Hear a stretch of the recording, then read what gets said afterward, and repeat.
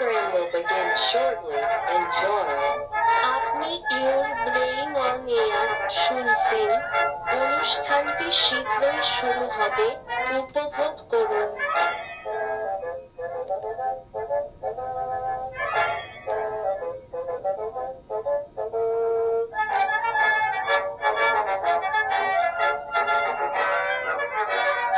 Good afternoon, everyone. Welcome back to Your Brain on Air. I am your host, Ollie Vogt Larson. And Cartdemic, even though it happened like 5 years ago, it still cooked the minds of young folks today. Seriously, you look at these people and their eyes are just glassy. Folks, I hope you're having a good Thursday. It's a beautiful December 18th of 2025. You're never going to have this day back, so cherish it as much as you can. Folks, we got another basket, a collection of news, freshly picked from the garden. You know, there's some RFK in here, some Dr. Mehmet Oz, you know what I mean? Some Luigi Mangione. I know that you're a big fan of that, so why don't you let me inside? Why don't you let me in the house so that we can slice up these beautiful, fresh veggies, throw them in a soup, and let's call it Your Brain on Air, folks. I cannot wait for today's broadcast. I hope that you cannot wait either. So let's just go ahead and jump right into the main topics of today. First thing is first. RFK Jr. is throwing the hammer down, folks. No more. He's announcing a major move with Dr. Oz to ban gender-affirming care for young people. Folks, on December 18th, today, Health and Human Services Secretary Robert F. Kennedy Jr. and Centers for Medicare and Medicaid Services Administrator Dr. Mehmet Oz are scheduled to announce a series of administrative measures aimed at severely restricting gender-affirming care for individuals under 18.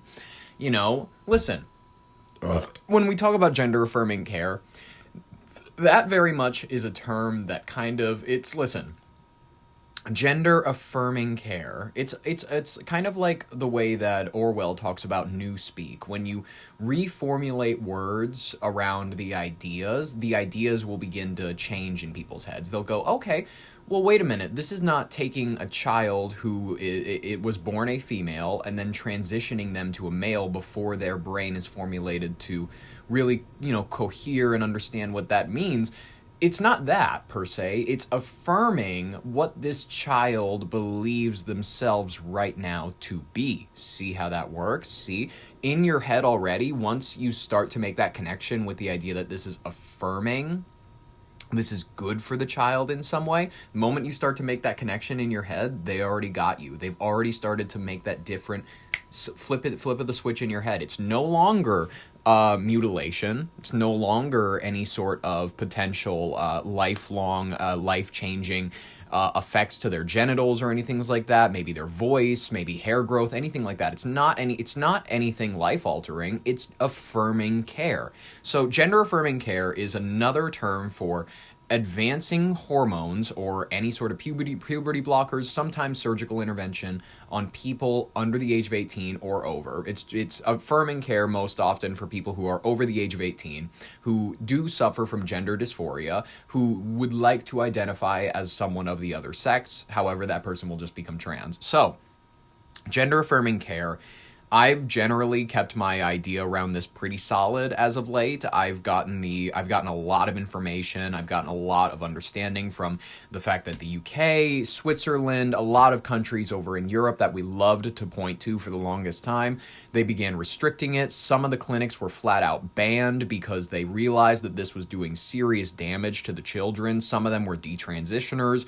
A lot of the kids, in most instances, would grow up to be gay or lesbian males and females. You know what I mean? The science just doesn't track for the idea that these clinics do anything majority good for everybody. It's more often a mixed bag when you get a lot of these people where you're snapping penises on and off. It's not really a science per se. It's more playing with the edge and the boundary of science, which we've even covered in the Free Press article that recently got released, where gender scientists themselves are saying we're operating on the edge of science. There's no guidebook for what we're doing. We are literally just operating to affirm whatever the patient tells us. We don't even know if it's good for them, which is a really dangerous area to be for science. And I don't think that it's constructive. I think that it's, a strange angle. The transgender stuff has been so new in our world for to the degree that we're allowing them to live like Caitlyn Jenner's. We're allowing them to, as adults, transition and become and live their lives like the other sex. According to reporting from NPR, these actions would effectively create a nationwide barrier to such care, even in states where it remains legal, by leveraging federal funding rules rather than direct legislative bans. The proposed changes include two key policies. First, prohibiting doctors and hospitals from receiving federal Medicaid reimbursement for any gender-affirming medical care provided to transgender patients younger than 18.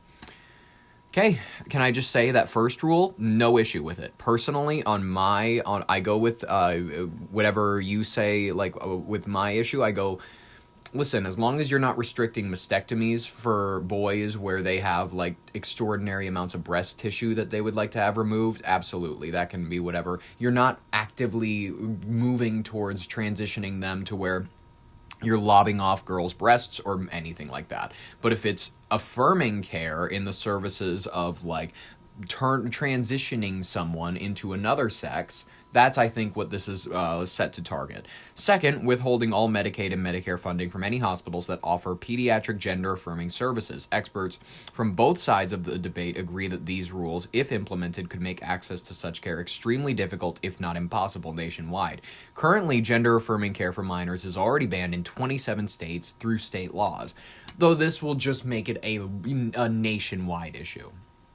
The announcement is following recent congressional action where House Republicans passed a health care package that included a bill criminalizing the provision of gender-affirming care to minors, with penalties up to 10 years in prison. Not awful to say that we don't want doctors to be playing with the boundaries of science and playing with children's genitals. I don't think that that's inherently bad. But 10 years in prison, I mean, maybe if you transition a kid, sure, then to 10 years in prison because you just mutilated somebody. That's where I would have issue. The timing suggests alignment with broader efforts in the Trump administration to limit these treatments, building on prior HHS guidance emphasizing therapy over medical interventions for youth and with gender dysphoria. The press conference is set for Thursday morning. It literally just happened. We have clips from it that I'm going to play for you, and the measures are expected to take effect through regulatory changes. Pretty fun, right, folks? Let's listen to this clip that we got from the actual press conference. It's so recent that I haven't been able to chop it up into parts for you to listen to, so we're gonna hop around a little bit. Vulnerable Americans and the misuse of these statutes for these purposes injures the statutes themselves and injures other people who are entitled to that protection and who Americans want to see protected.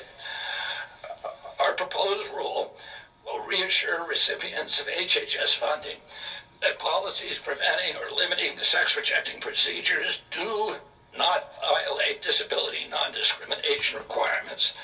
Finally, our Assistant Secretary of Health, Admiral Brian Christine, today signed a public health message to inform healthcare providers, families, and policymakers that current evidence does not support claims that puberty blockers, cross-sex hormones, and surgeries are safe and effective treatments for pediatric gender dysphoria.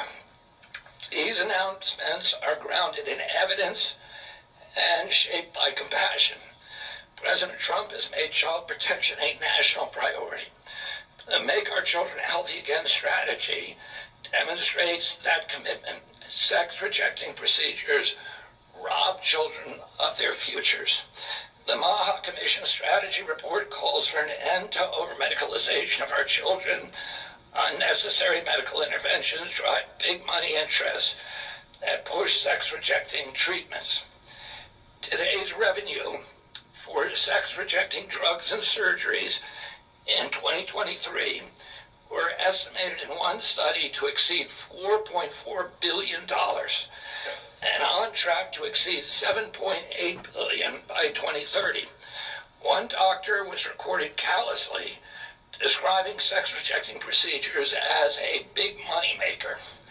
Hospitals rake in millions of dollars by convincing boys and girls that a lifetime of off-label prescriptions for estrogen and testosterone blockers, chest reconstruction surgeries, and more are the only way to achieve true happiness and belonging in life. It's not as though, listen, I'm not convinced that all of these health professionals are out there trying to trans your children. I'm convinced that some may be. I don't know. I don't know everybody's motivation. But what I'm convinced is happening in a lot of instances is social contagion. You can point to a lot of these kids, their friends are trans in school. They heard about somebody else being trans, and then it's a bit of a trend because it's nowadays, nobody likes to talk about it. It's cool to be anything but straight. That's just kind of a thing that is alive and well in the culture, which is fine. You know what I mean? Europe goes through their passions of it and whatnot. Greece, and very notably, the Romans, everybody. They go through their moments where queer is in, and that's cool, and I like it. I love it. It's actually a really cool up and down for your society to go through. What I think is going on in a lot of these instances is, yes, there is absolutely a social contagion element to it, and a lot of people really don't like to talk about that because, listen, I will say that there are authentically people who are born, I would say, in the wrong body. You could say that there are people that, like, from an early age will show that they have just they don't align quite right with whatever gender they were born into, and it's exceedingly rare. It's exceedingly rare. I can only remember like one in my entire time when we had at my school the entirety of one person who actually turned out to be transgender, and it's like, okay, cool. That seems to be the statistic. And everybody else, for lack of a better term, turned out to be the default setting. Is that a fair estimate to take on the issue? That anything but the default setting is trendy in most circles, and especially when you're not in a small town where there's a level of individuality, you're able to reconstruct your own opinions. When you're in this fast-paced media landscape of like cityscapes, then you see the social contagion element expanding way more. You see groups of transgender friends and everything.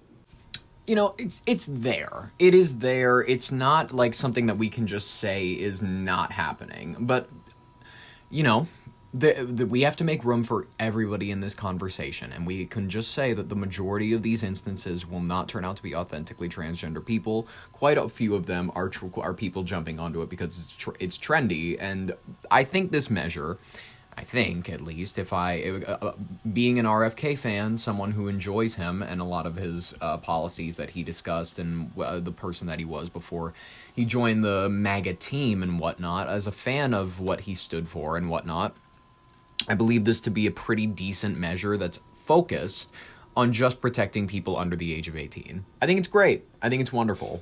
Because we need to talk about the fact that those people can really be influenced by adults that can really, you know, especially with the modern world, not even realize the way that they influence their children. It's just something we need to really talk about.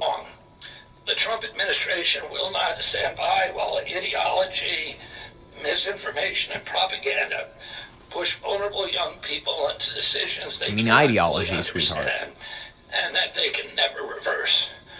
On my watch, HHS will stand for radical transparency and informed consent. We follow the evidence, we employ gold standard science, we honor the moral obligation to do no harm. There is divine worth in every person, and it shines most brightly in our children. That worth commands us to protect them. And as long as I serve as HHS Secretary, this agency will do so. Thank you all very, very much. Thank you, RFK. Appreciate it. You know what? I'm not going to pay much more mind to this. I think it's a great move. I think it's good. You can disagree with it. That's okay. You know, I actually have an advertisement that will actually help you and maybe help your children, help anybody, if you want to go ahead and take care of any of these sorts of things before the ban goes ahead and moves into place. So, without further ado, our sponsorship.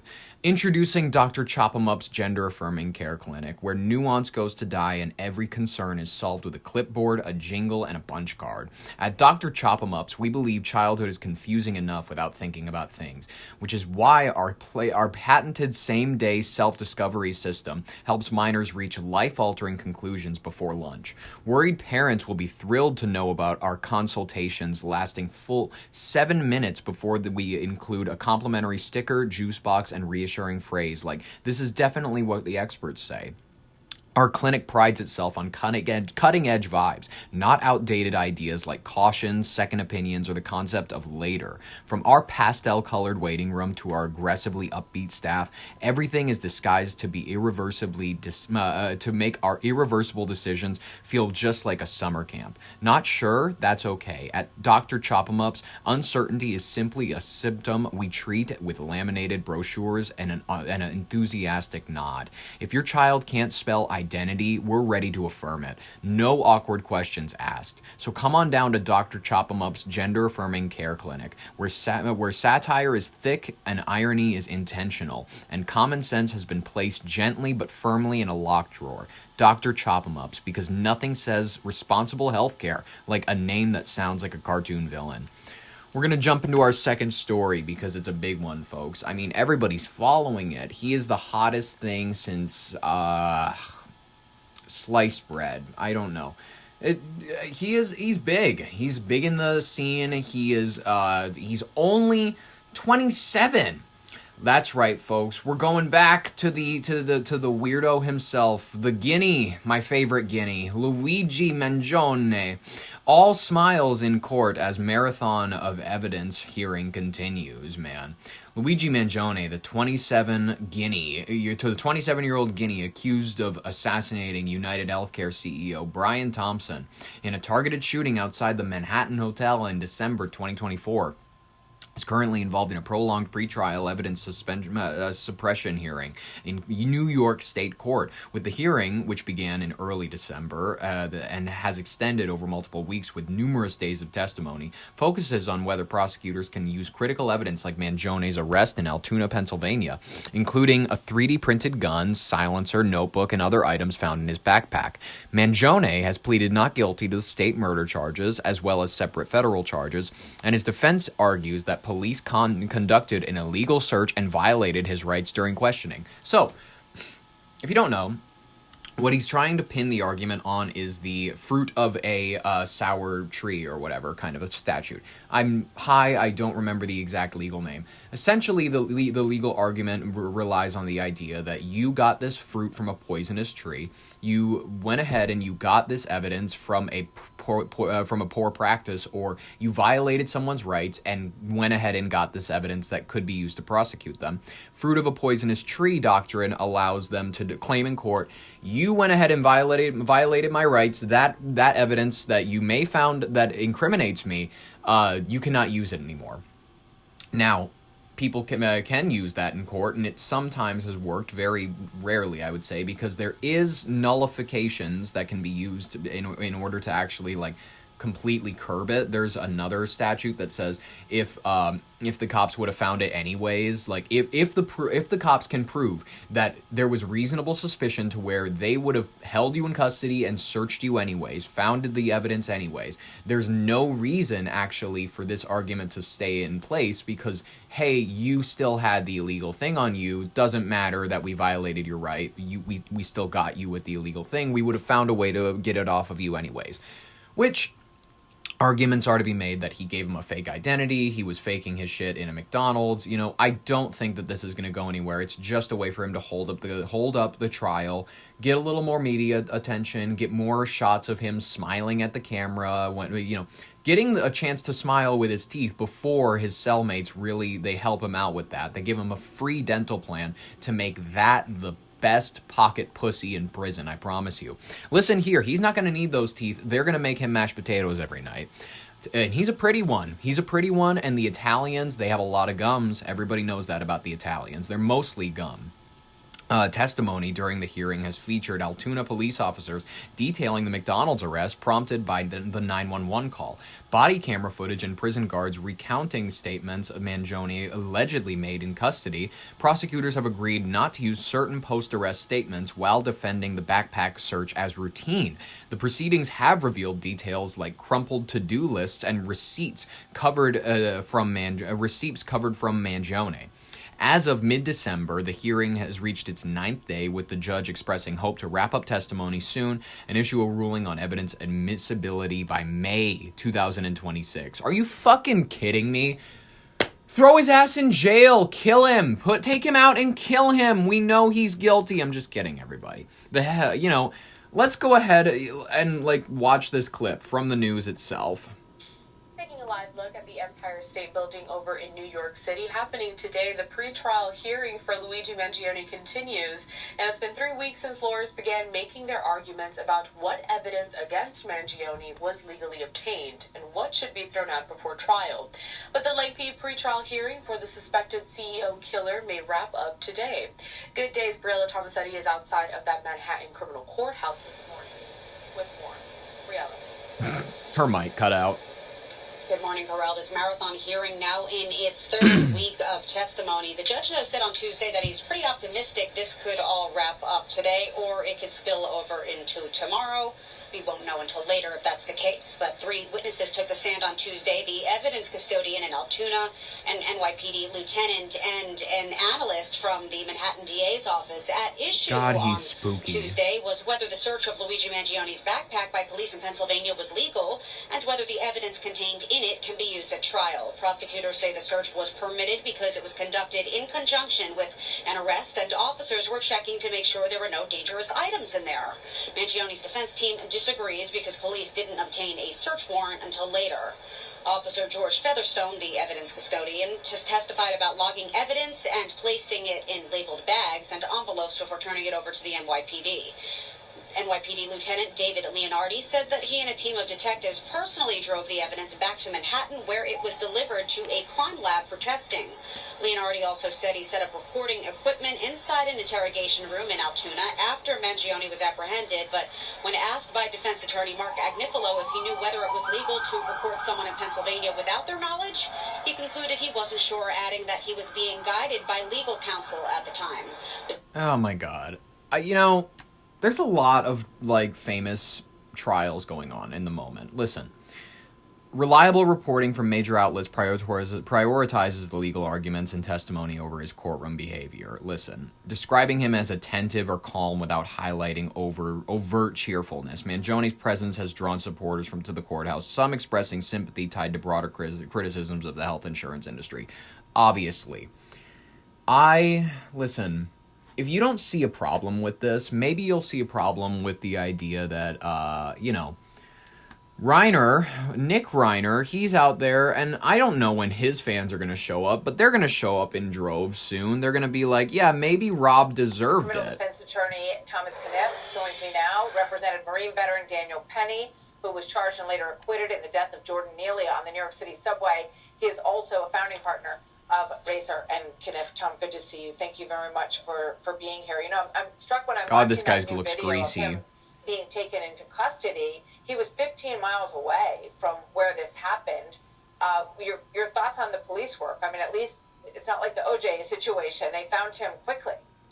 They found him quickly, but remember, this is a very different time, right? In O.J. Simpson, we didn't have cell phones, or certainly very, very rare. Our movements weren't being tracked by cell phone. Yeah, and his dad made Misery. You know what I mean? I feel like after Rob dies, everybody's going to be pretty on it. Tools that they may not have had in the mid-90s. They tackle this weird glasses fuck. Someone's movement's a lot harder to move around or do anything anonymously in this day and age. Yeah, it's a good point. He's being held without bail. Wearing this vest, we know that it's likely that the defense here, to the extent that it will be brought forward, will have to do with his mental state. Who makes the decision that he goes in there looking like this and is not on camera at all? Yeah, has anybody seen the recent court drawings? It's one of those court cases where you can't have cameras in the fucking place actually for some odd reason. So you get the sketch artist doing their best to like recreate it. He's drawn in this weird, it's a suicide smock. You've seen like they put mental patients in the blue smock in order to make sure they can't rip anything off and like make a noose and hang themselves or anything. He's showing up looking like fucking Hannibal, and I think that they're likely, according to this, they're gonna pursue the insanity or diminished capacity plea. You know, I'm just gonna say it. They should go ahead and they should give him some concrete shoes and throw him off the Golden Gate Bridge. I know that's a few hours north. I know, I don't care. Los Angeles doesn't have any decent water spots to throw him off of. What are you gonna throw him off of? You know, the water fountain in Glendale? I don't know what else to say. Like, all I'm trying to say is that they need to throw the book at both of these people, both of these monsters, because they're gonna draw fan bases. Luigi Mangione and Nick Reiner are gonna have fans by the end of this situation. Both of them are fucking weirdos. They are like, listen, I can't make fun of Nick Reiner's heritage. It sucks. It's fine to make fun of Italians. They're barely oppressed at this point, so I can say Guinea all I want. I cannot go after the Reiner family because they were Jews, so that kind of sucks, and it's unfortunate. Because I love making fun of people's ethnic backgrounds. It's one of the only things that you can authentically make fun of that you know gets at people's hearts a little bit. I don't know what else to say, people. This is tragic. It's unfortunate. There's a lot of people out there ready to kill. A lot of people out there ready to kill. Whether it's your own kid or if it's someone that believes that you represent an institution that like is holding their family down, you will take a bullet for something. You're gonna get shot. You're gonna get shot in the face. You're gonna be walking down the street of your normal home, your everyday average home, and then someone's gonna say, radical imperial capitalist pig, and then you're gonna get shot outside of a window. They're gonna drive by, and it's gonna be Christmas, obviously, because this is gonna happen soon. So you're gonna be laying in the snow, and then you're gonna feel that masculine urge to just kind of like not fight or yell for any help or anything like that. Just kind of lay there. Feel the cold of the nice breeze, the air, you know what I mean? You watch your breath kind of leave your body, and you're like, is that part of my soul leaving with it? And then you just kind of think to yourself, maybe I am part of this whole capitalist institution. Maybe I did deserve this. Maybe I did. Maybe somewhere deep down I did deserve this. And then you'll think deep down, I'm not too far from the McDonald's. I'm not that far from the McDonald's in my town. I'm curious if like I could crawl myself there to get one more thing before I die. And then you might, I don't know, you got maybe 30 minutes to live. It's about a 10-minute walk, but you're quite diminished. I don't think that it's worth it. So you just kind of lay there, and it's over. It's over for you, and that's how it's going to end for all of us. At least all of us who are supporting the capitalists. The capitalist pigs, apparently. Apparently the capitalist pigs. Folks, I'm tired of talking about murderers. I'm just kidding. Our third story involves a murder, but whatever. Let's go ahead and let's jump into the rapid fire section of today's headlines. There's too much to cover today. The United States military strike in the Pacific has raised international criticism. The U.S. military has carried out another lethal strike on a vessel in the Eastern Pacific, alleged to be involved in drug trafficking, killing 4 and bringing the campaign's death toll to 99. Human rights groups and UN officials have criticized the strikes as potentially illegal and lacking transparency. I didn't think that it was legal to bomb people in any situation. Georgia DA Fannie Willis defends record amid heated hearing. Fulton County District Attorney Fannie Willis faced a tense state Senate committee hearing, defending her office's actions and finances as political controversy around her high-profile prosecutions continues. Yes. U.S. announces largest ever arms sale to Taiwan, $11.1 billion. The United States Department unveiled a $11.1 billion weapons package for Taiwan, including missiles, artillery, drones, and defense systems. The largest such sale to date. China condemned the deal, saying it threatens regional stability. U.S. inflation cools more than expected. Government data showed that inflation in November dropped to its lowest levels in months. Cool. Easing consumer prices at a time when households have expected continued increases. Doesn't everybody like that? That's kind of good. Ooh, Pope apparently has appointed a new Archbishop of Europe. The Pope, Leo, named Bishop Ronald Hicks as the new Archbishop of New York, succeeding Cardinal Timothy Dolan. The appointment comes amid ongoing efforts by the church to address past abuse claims and renew local leadership. I mean, it's the Catholic Church. They're always going to have abuse claims. That's okay. It's like going to water, drinking from it, and going, okay, why am I no longer thirsty? It's like, yeah, you go to church, you feel spiritually full, but it's like it's dirty. That's just part of what it is. It's like, oh, I'm no longer thirsty. My mouth is very moist. Yeah, that's part of the whole thing. That's part of the thing. You walk into church and you don't even realize it, but you walk out and you've been sexually abused. It's crazy. High-profile murder charges rock Hollywood families, man. I don't know what to say. The Nick Reiner situation, they're formally charging him. New unsettling details are emerging from the law enforcement. I put this in the fucking, the breakdown, because I didn't even realize that the Luigi Mangione situation would remind me of it, and I would play that clip, but I don't give a shit. Former U.S. federal workers running for Congress to counter Trump. Cool. A group of former federal employees who quit their government jobs in protest of the Trump administration's policies have launched campaigns for the U.S. House aiming to challenge Trump allies and influence control of Congress. Best of luck. I don't know what else to say.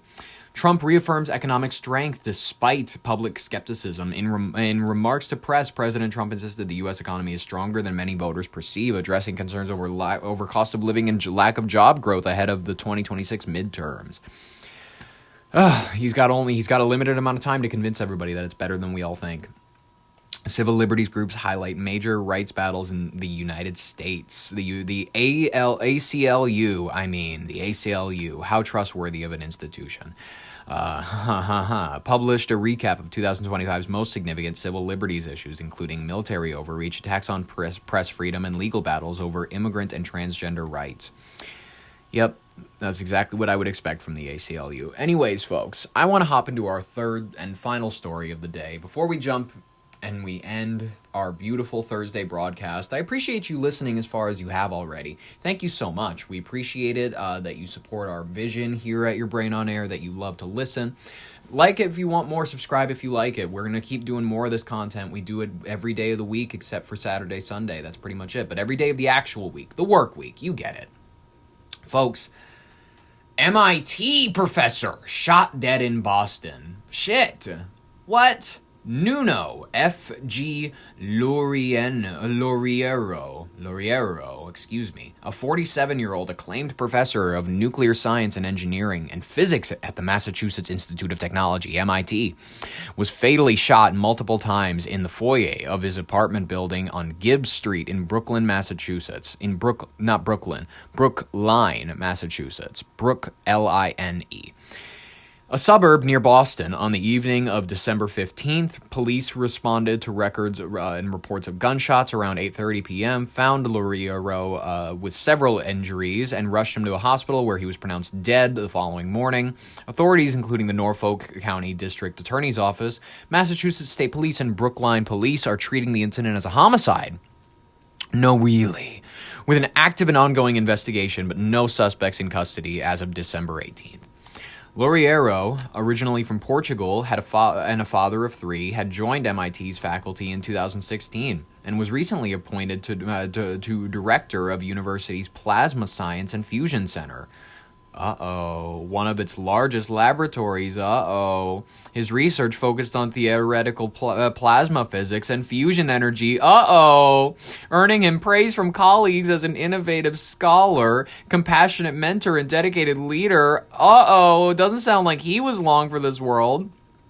MIT President Sally Kornbluth described his death as a shocking loss, while the community has expressed grief through vigils, flowers left at his home, and candlelit tributes throughout the neighborhood. The shooting has raised concerns amid gun violence in the region, including unrelated mass shootings at Brown University in Providence 2 days earlier that killed 2 students. I mean, listen, the FBI has stated that there's no apparent connection between the 2 incidents, and investigators have reported that there are no obvious suspects or clear motive yet, urging patience as they continue for leads in what remains as an unsolved case. The FBI Viking warrior Kash Patel is on the case. Don't worry about it.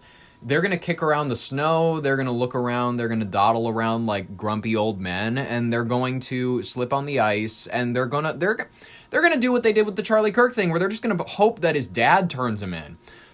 Anyways, folks, listen.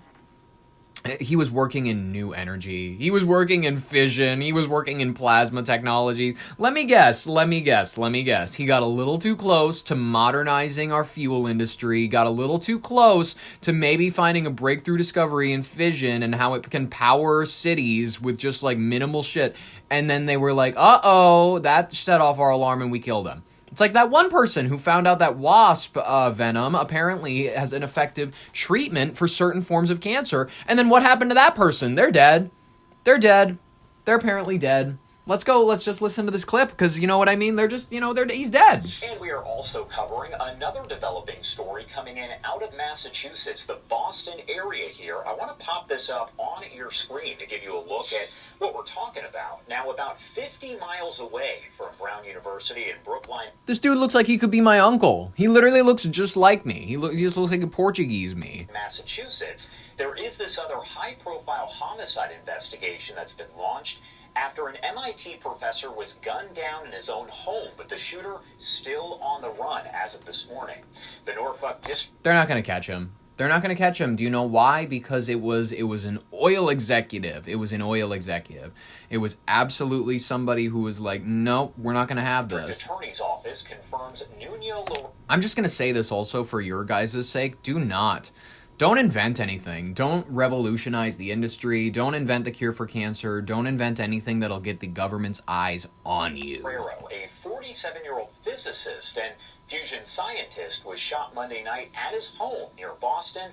He was taken to a hospital where he died from his injuries. Now, the prosecutor's office says, as of last night, there are no suspects in custody, but they have labeled this a quote-unquote homicide investigation that is active, and you can see the photo of the victim right there. Good. I'm glad that they're on it. Guys, they're really on it. They've categorized it as a homicide. That shows... This is Fargo PD levels of investigatory, science, because you remember the shooter on Broadway, Tyreek Jones? Apparently it wasn't even him. They went ahead and they caught him, apparently, when he was in the cities a few weeks ago. Investigated him, interviewed him. He was in public. He was in our custody. And then they let him go, and they said, yeah, we don't know. We don't know who committed the shooting on Broadway, and we're just gonna, we're asking the public for any leads or anything like that, you lazy pieces of shit. Put out Officer Twink and maybe you'll have some decent PR. Largest labs at the university with more than 250 people working across about 7 buildings. Loureiro, who was married, grew up in central Portugal and studied in Lisbon before earning his doctorate in London. That's according to information from MIT. Now, the school's saying he was a researcher at an institute for nuclear fission before joining the university. The FBI asked whether this shooting could in any way be connected to the Brown University attack. The agency explaining, as of now, it knew of no connection between the crimes. That is not a no. That's not a no, by the way, guys. That's not a no. So these shootings could be connected. It could be the same guy. But the FBI has specifically stated there is currently no evidence to suggest a connection. That's not a no. Boston University student who lives near the professor's apartment in Brookline told the Boston Globe that she heard 3 loud noises Monday night and was worried it was gunfire. The U.S. ambassador to Portugal expressing his condolences online, saying, quote, "It's not hyperbole to say MIT is where you go to find solutions to humanity's biggest problems. Fusion energy will change the course of human history," end quote. Again, this is an active homicide investigation. We will keep you updated here as we get additional information from the investigators involved. It could be, you could be someone rich, you could be someone famous. It doesn't matter. It could be anybody, any situation, and you will befall the same fate. It's crazy, right? Isn't it wild to hear that status doesn't protect you anymore? You could be a victim of something. You could die. You know what? I don't want to leave on such a bad message, folks. That's not something fun. I want to leave on a little bit of a hype house energy, so I'm going to go ahead and I'm going to bop for you guys a little bit of a something that's been giving me hope lately. When I was in the 3rd grade, I thought that I was gay. Dance it up, guys. That I was gay. That I was gay. I have a dream. Dance it up, guys. That I was gay. Pretty fun one, guys. I hope that you are taking that energy into Friday. I hope that you enjoyed today's broadcast as much as I did. I had a fun one with you. I had a fun time collecting these stories and reading them to you. I hope that you had a good time listening to them. We're going to have a good final Friday broadcast for you. We're going to have a good time. And then next week, we'll be back at it again. Monday, Tuesday, Wednesday, Thursday, Friday. You know the broadcast. You know what we do. It's the usual every single day. Subscribe if you want more, like if you liked it. Folks, I have been your host, Ollie Vogt Larson. This has been your Brain on Air. Thank you so much for listening, and bye-bye.